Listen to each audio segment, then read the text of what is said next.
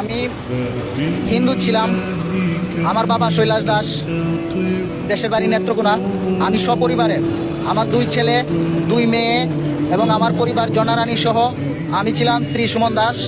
কোর্টে এফিডেভিট করে ইসলাম ধর্ম গ্রহণ করি 16 তারিখে অ্যাডভোকেট রফিকুল ইসলাম স্যার এবং অ্যাডভোকেট মহিবুদ্দিন স্যারের মাধ্যমে। আল্লাহ তাআলার মনোনীত ধর্ম ইসলাম, আদি যুগ থেকে চলে আসছে ইসলামের উপরে। তো আমি যদিও পৈতৃক বংশ থেকে পাওয়া সনাতন ধর্ম, আমি ইসলামের সব কিছু আমার কাছে ভালো লাগছে, অনেক আগের থেকে ভালো লাগতো।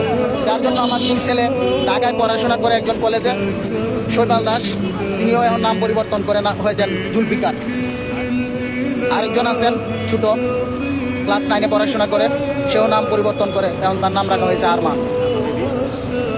আয়েশা বেগম, আগে ছিল ঝর্ণা রানী, এখন হয়েছে আয়েশা বেগম। আমি সিলেট কোর্টে আলহামদুলিল্লাহ অনেক সুন্দর মতো কোর্টে এফিডেভিট করতে পেরেছি, কোনো সমস্যা হয় নাই, কোথাও কোনো সমস্যা নেই ইনশাল্লাহ, আলহামদুলিল্লাহ কোথাও কোনো সমস্যা নেই। আমার 2 ছেলের মুসলমানি এবং আমি সহ আল হারামাইন হাসপাতালে সুন্নতে কাতলা হয়ে যাবে ইনশাল্লাহ 3 জনই।